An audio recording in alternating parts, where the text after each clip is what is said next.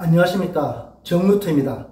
중국 태양산 여행기 못다한 이야기 2부입니다. 지난 편에서 제가 말씀드렸듯이 저는 포켓 와이파이를 가지고 가서 11일간 사용했습니다. 이 포켓 와이파이의 장점은 우리 핸드폰을, 한국에서의 핸드폰을 그대로 중국에 가서 그대로 한국의 상황과 똑같이 쓸 수 있었고, 그리고 카카오톡을 쓸 수 있었다는 것입니다. 저희들이 갔다 오고 난 다음에 제 아는 지인이 중국 현지에 부모님을 만나러 갔다가 카카오톡을 썼다는 이유로 1박 2일 구금되었다는 얘기를 저한테 들려줬습니다. 외국인인 것 같으면은 수시로 핸드폰을 보자, 수시로 점검을 하고 거기서 만약에 카카오 앱이 있으면은 따라오라, 체포 비슷하게 경찰서나 이런 곳에 간다고 합니다. 그곳에 가면은 사람들이 정말 잡혀온 사람들이 많았다고 합니다. 그리고 특별히 설명도 안 해주고 거기서 기다리라, 그리고 하루 꼬박 1박 2일 정도 그 다음날 됐어야 특별하게 조사도 없었고 이제 가도 된다 라고 해서 나왔다고 합니다. 정말 황당한 일이 아닐 수 없는데요. 이런 일이 지금 중국에서 저희들이 여행 다녀오고 난 뒤에 이런 일이 더 심해졌다고 합니다. 수시로 외국인 같으면은 핸드폰을 보자 라고 이제 수시 근무를 한다고 하니까 중국에 가시는 분들은 포켓 와이파이를 쓰더라도 이런 부분에 있어서 상당히 주의가 필요하다고 생각합니다. 이것이 지금 중국이 현재 사회를 통제하는 어떤 그런 분위기가 더 강화되면서 나타난 현상이 아닌가 생각됩니다. 이런 부분에 대해서 주의가 요청됩니다. 이번 여행에서 가장 황당했던 사건은 알리페이 디디라이드를 통해서 호텔을 찾아가는 과정이었습니다. 그날 저녁 아주 늦게 제남공항에 도착했고 출국 수속을 마치고 나왔습니다. 이제 차를 잡고 제가 찾아가야 될 호텔은 루지아 지우딘이라고, 알리페이의 트립닷컴에는 뭐라고 표시되냐 하면은 홈인 호텔로 표시됩니다. 홈인 호텔로 가자라고 중국 기사한테 얘기하면은 알 수가 없습니다. 이 홈인 호텔은 제남에만 해도 10여 개 넘게 있었습니다. 그리고 제가 가려고 했던 어떤 병원 지점만 해도 한 서너 개가 있었던 겁니다. 알리페이로 돈을 지불하고 돈은 먼저 지불되는 상태에서 진행이 되는 거래요. 하나 큰 거 배웠네. 나는 도착해갖고 바코드 이런 거 보여주고 하는 줄 알았더라고요. 또샤오 꽁리 36바 36,000원. 그런데 그 호텔에 도착하니까 제가 가고자 했던 호텔은 아니었던 것입니다. 미팅 메요? 메요. 제가 타고 왔던 차는 이미 가버렸고, 저는 그 호텔 직원하고 한 20-30분 대화를 한 결과 겨우 엉뚱한 호텔에 온 정루트는 지금 자신이 예약한 호텔을 찾기 위해 엉뚱한 호텔의 직원을 괴롭히고 있습니다.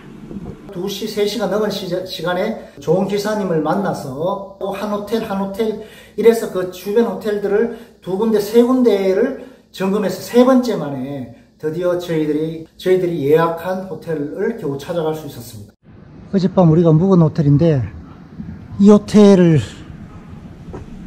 찾기 위해서 택시를 3번이나 탔어요. 착한 사람 만나갖고 기사님이 찾아주셨어. 안 그랬으면 노수 갈 뻔했어요. 진짜 이 호텔을 어떻게 찾겠냐고.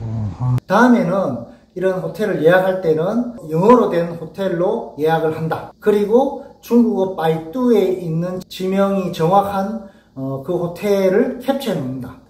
내가 생각하는 지점 그 호텔로 예약을 한다.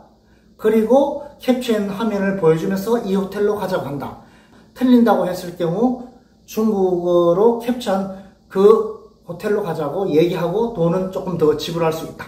이것이 바로 제가 이번에 배운 호텔 첫날 밤 도착했을 때 호텔 예약 방법입니다. 아무튼 많은 걸 배웠네. 두 번째 황당했던 것은 호텔을 역 근처에서 찾았고 그걸 트립닷컴에서 보고 바로 예약하고 들어가서 수속을 밟고 숙박을 했습니다. 첫날 밤을 잘 숙박했고 그 호텔 사장은 저희들한테 워낙 친절했고 잘해주었습니다. 여행 일정이 늘어나는 바람에 하루 더 그 호텔을 그대로 묵기로 했습니다. 첫 번째 날 여행을 마치고 9시경에 호텔에서 쉬고 있는데 갑자기 호텔 문을 두드리면서 중국 공안이 너희들을 여기서 묵을 수 없다라고 한다.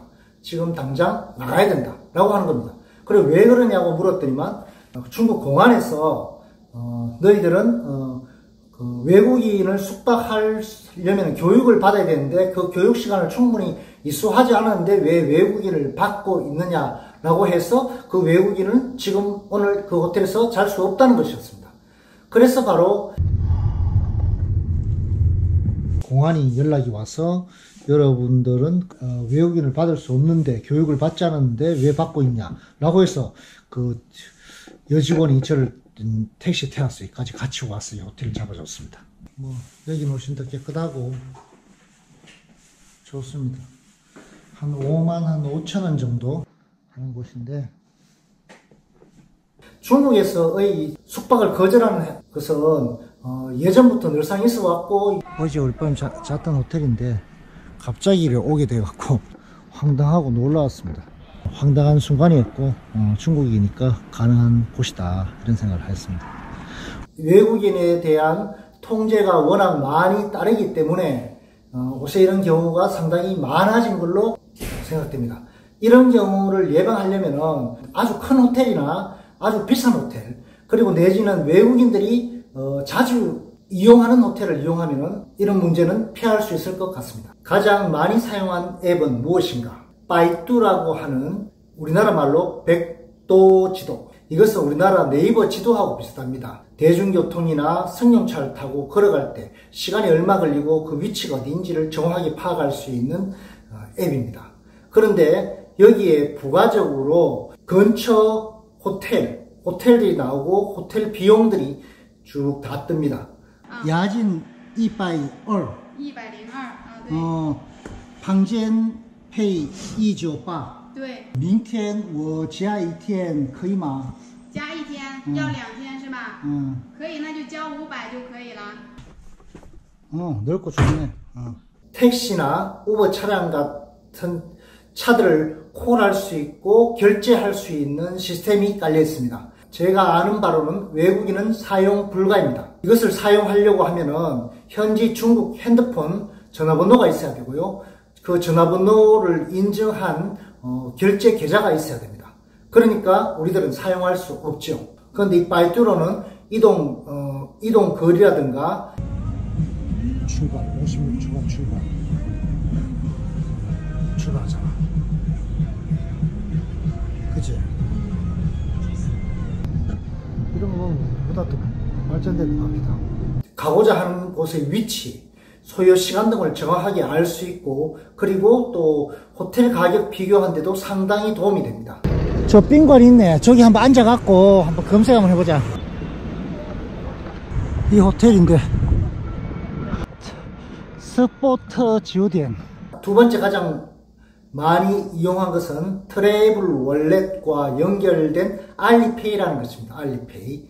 중국어로는 저부바오라고 하는데 이 알리페이 안에는 디디 라이더, 우리나라의 택시를 부르는 시스템, 물론 우버 같은 시스템, 그 승용차도 옵니다. 차가 왜 저쪽 돌아가고 있어? 4분 걸리고 0.9km 떨어져 있대.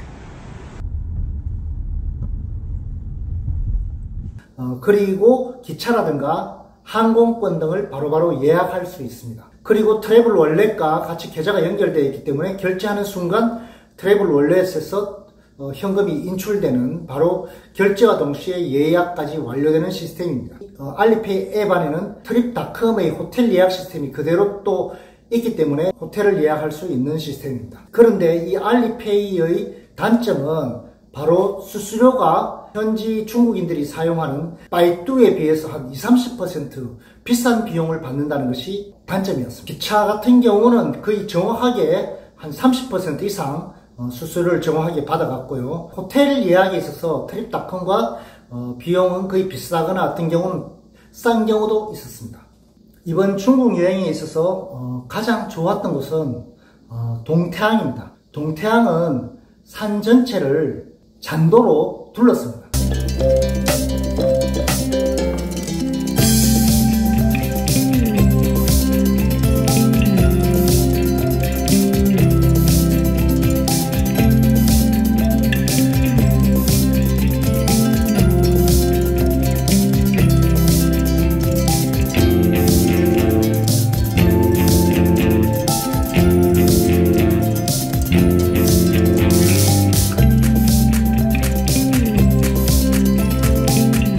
저희들이 걸었는 코스는 가장 긴 코스인 케이블카에서 북고봉까지 전체를 다 도는 14.4km의 코스였습니다. 동태안 자체가 붉은 사암으로 이루어져 있어서 햇빛을 받으면 아주 몽환적이고 환상적인 붉은 빛이 띄는 아주 멋진 산이었습니다. 이건 놀라운 경치다. 지금 방금 카톡 프로필을 바꿨어요. 여기서 최고의 풍광이다. 내가 봤는.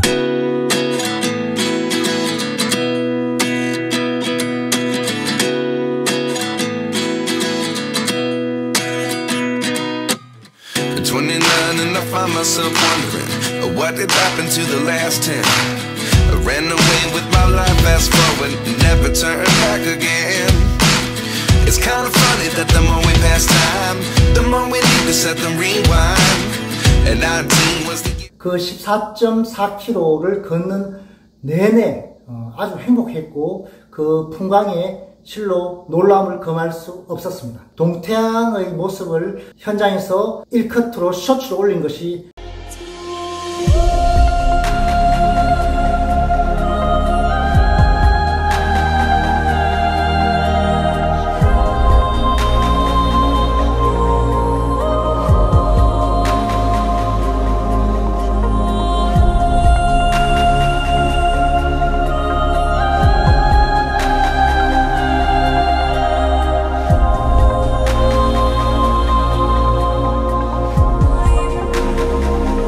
와서 보고 좋아요를 눌러주셨습니다. 이번 여행에서도 많은 중국인들이 어려울 때 도와주셨고 흔쾌하게 저희들에게 도움의 손길을 내밀었습니다. 앞으로도 나중에 시간적 여유가 있으면 못 갔던 곳을 한번 더 둘러볼 예정입니다. 중국 태양산 여행기 못다안 이야기편 두 번째 편이었습니다.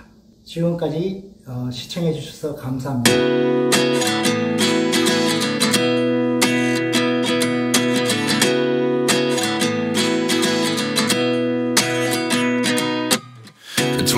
And I find myself wondering what did happen to the last 10. I ran away with my life, fast forward, never turn back again.